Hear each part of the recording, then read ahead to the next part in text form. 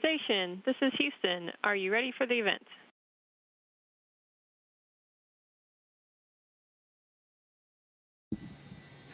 Houston Station, we are ready for the event.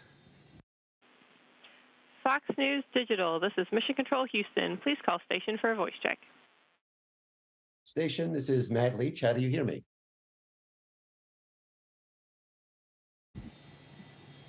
We've got you loud and clear. Welcome to the International Space Station. Thank you. It's a privilege to speak to you both. Thank you for taking the time. I'll start with my first question. You both traveled to the ISS on a SpaceX rocket. How has space travel changed from your perspective since the introduction of commercial spaceflight?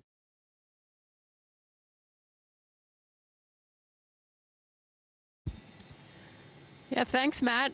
So, as you know, in the past, it was mostly just government entities. And now, as you said, we have the commercial sector building and flying rockets on their own.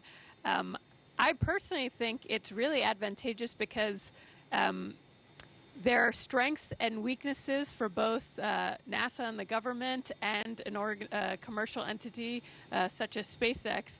And I think they fill each other's gaps and kind of enhance each other's strengths in a very helpful way.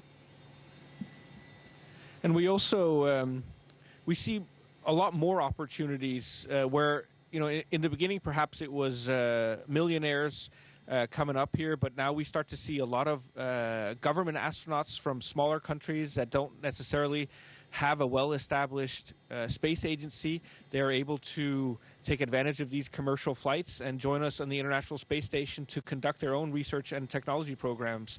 And I think that's a very positive development in the sense that we see a lot of people from new nations joining us up here on the International Space Station. Thank you.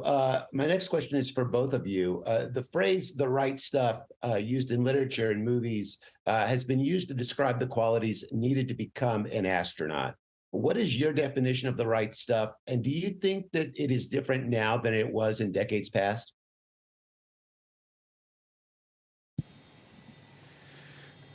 Yeah, to some extent, I think definitely the right stuff has changed somewhat.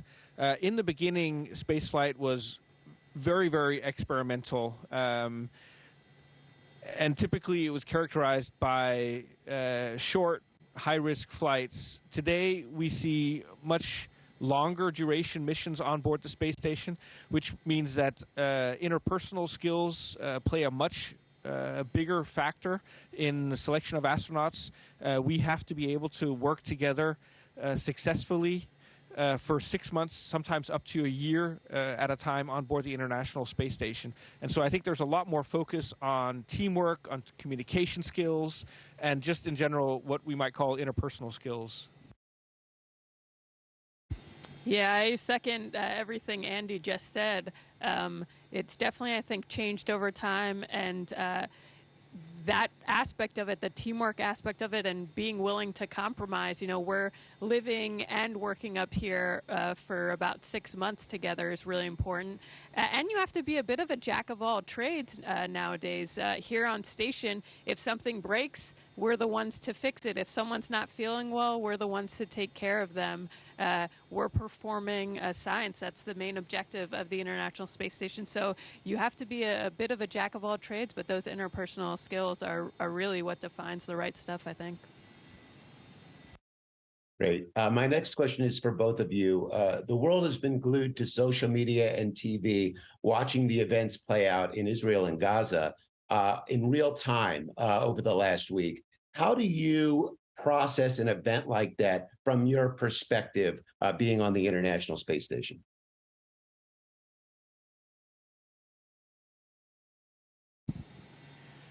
You know, that's a really good question. I think one of the things we experience up here is a different perspective of the world, of our planet. A lot of people call it the overview effect. We see the Earth as a single planet that we all share together. You don't see borders between countries, and so you get an idea that perhaps borders are something artificial. There's not often a good reason why a border exists where it is. And because you see or experience the planet as a whole, you realize we're all humans living side by side. And perhaps if we could learn to cooperate a little bit better, to learn to live peacefully side by side, many of our problems, many of our challenges in daily life would disappear, because many of them are self-created, unfortunately.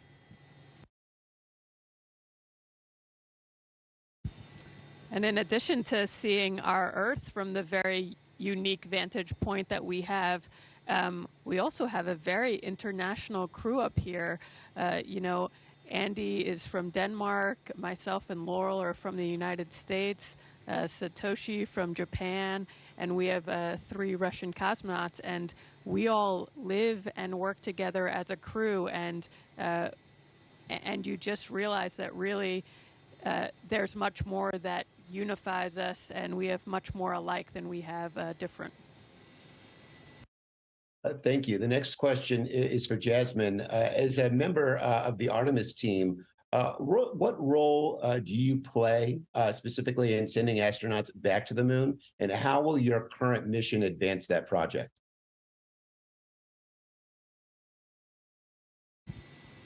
Yes, so I worked on the human landing system quite a bit before being assigned to this mission.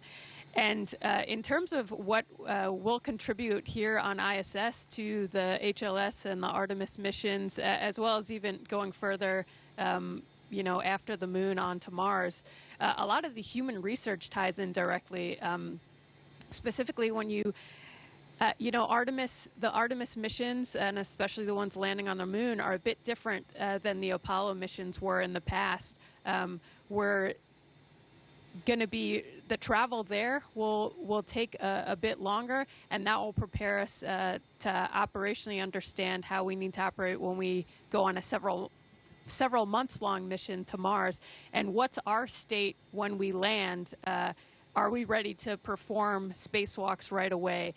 Are we able, is our vestibular system good to land the spacecraft on the surface of the moon or of Mars? And so a lot of the studies we're doing now, for example, the CIPHER study that's going on, they took some data before we launched on how we operate in a suit. And then right after landing, basically, they'll be taking data to see how we do at that point. So I think a lot of that carries over. Great. And Andreas, my next question is for you. 6 months on the space station is a long time. How do you prepare for this type of mission? And also, what type of things do you have to do to mentally prepare for a situation that could potentially impact you, like Frank Rubio's did, where he ended up on the station twice as long as he thought he would?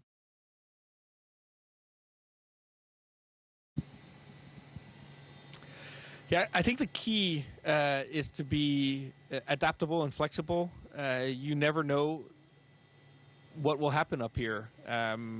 You mentioned Frank Rubio. That obviously is an extreme case, having your mission extended to a whole year.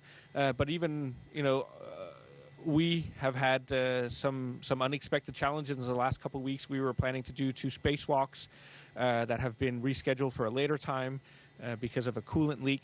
And so there are always these unexpected challenges, but we work together with a fantastic team at Mission Control in Houston that are able to respond and help us overcome any challenges. And for us, it's all about being adaptable and flexible, which also is a big part of our training.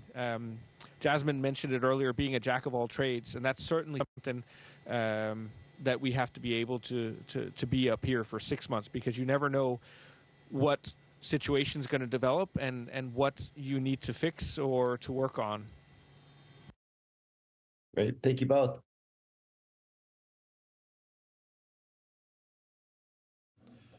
Station. This is Houston ACR. That concludes the Fox News Digital portion of the event. Please stand by for a voice check from Yahoo News.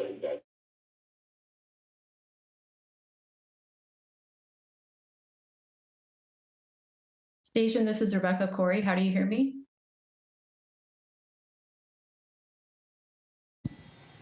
We got you loud and clear. Welcome to the International Space Station. Great. First of all, thank you so much for taking the time to do this, both of you. I'm a health reporter for Yahoo News, so I'm really interested in the physical changes that happen to your body when you spend a long time in space. So for both of you, what have you personally found to be the biggest health challenge while in space so far?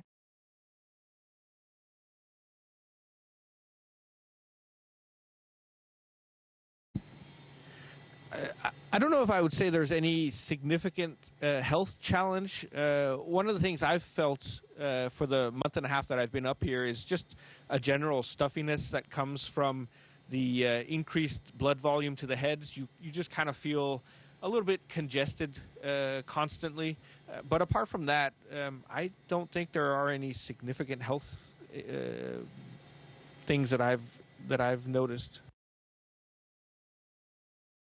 Yeah, and I've been pretty lucky. I thankfully haven't experienced the stuffiness that Andy and several others experience up here.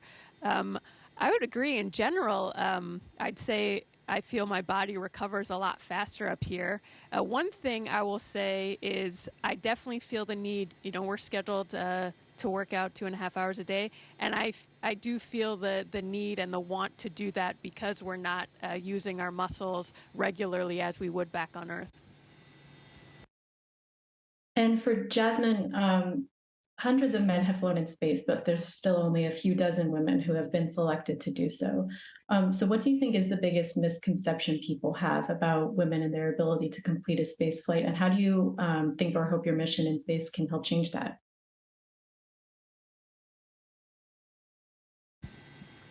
Yeah, thanks for the question, Rebecca.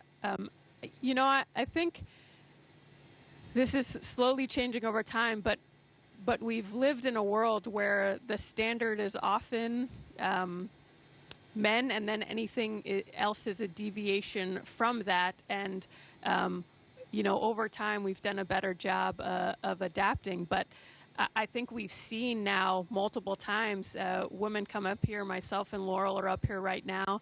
And there are, first off, each individual has their own strengths and weaknesses. It's not just men and women.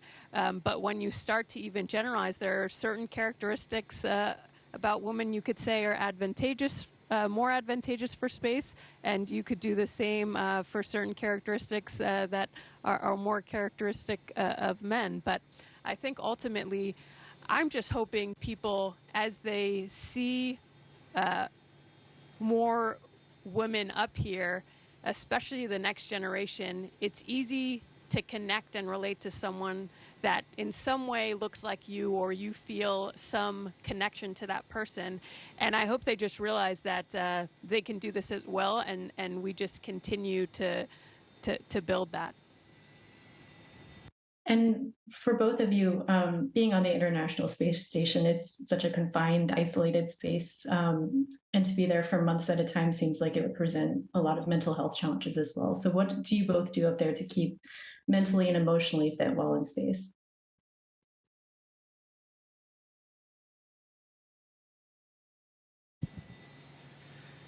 You know, I don't think we really feel any challenges when it comes to our mental health. And maybe it's because of the time we've spent training on Earth together as a crew. We spent the last year and a half.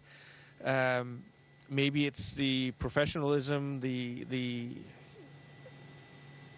selection of astronauts. Maybe it's the fact that being up here really is an incredible experience. I mean, I think we all feel incredibly fortunate to be up here. We enjoy each other's company. The work that we do is interesting. We have an opportunity to look down at our beautiful planet in the evenings and in our free time. And so all in all, it's just an incredible experience. But of course, we are away from our families and our friends, and you know, for long periods of time. But we have good opportunities to stay in contact with them through various communication means. So it's I wouldn't say it's not as challenging as a lot of people believe it to be. Yeah, and I second what Andy said. Maybe we're just lucky and we got a great crew, but we all get along really well, and so that makes the part of not just working together but also living together a lot of fun. And as Andy mentioned, this is an absolute once in a lifetime experience. And for me personally, one of the most challenging things has been the thought of leaving this experience not knowing if I'll ever get to come back, and it feels like time is just kind of flying by. And while I do certainly miss my husband and my daughters back home and all my friends and family, overall it's just such a unique opportunity that I'm just trying to soak it all in. And for either of you, there appear to be a lot of physical changes that happen to the body during a long duration mission in space, like immune system changes and vision changes. And I've read about like risks associated with like increased radiation exposure. So what's the biggest lesson that researchers are hoping to learn from you and your mission in space that could eventually be applied to keeping astronauts safe and healthy on even longer missions, like eventually, hopefully, a 3-year mission to Mars?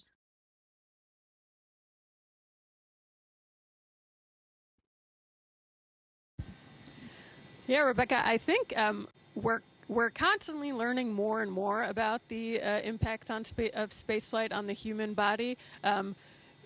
You know, it's one of those things where you have such a small number in the grand scheme of things of people that have flown in space that it's often hard to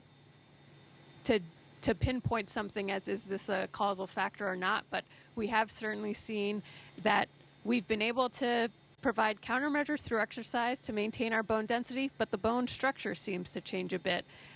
We've definitely been interested in studying the impacts to our eyes that we see on orbit, and understanding better. I don't think we quite do yet when we start talking about longer missions, what that impact will be to our eyes. The fluid shifts. You know, coming up here, as Andy mentioned, feeling that stuffiness. I've been lucky to not have it, but and then one thing a lot of kids ask me is, "Oh, are you going to be younger than all of us when you come back flying in space?" But I think actually we find it might actually age us a bit more up here. So I think we're really still gaining an understanding of all those things. And how do you all keep physically fit in space? You had mentioned that you guys work out like about 2 hours a day. What does that look like, and what does the reconditioning look like when you guys will be returning to Earth?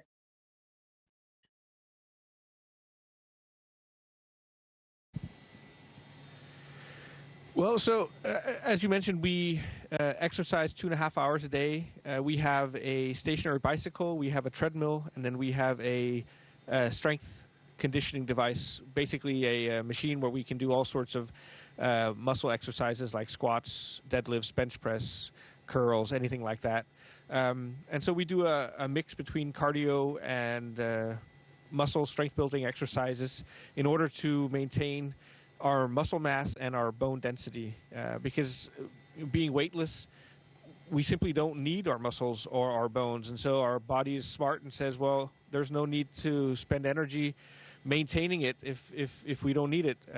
So that's why we have to exercise, and hopefully it also means that when we return to Earth, our rehabilitation will be minimal. And most astronauts do return to Earth and need minimal rehabilitation. We are able to minimize the loss of muscle mass and bone density by our exercise regimen up here. Great. Thank you so much both for taking the time. I appreciate it, and wishing you both luck and a safe mission.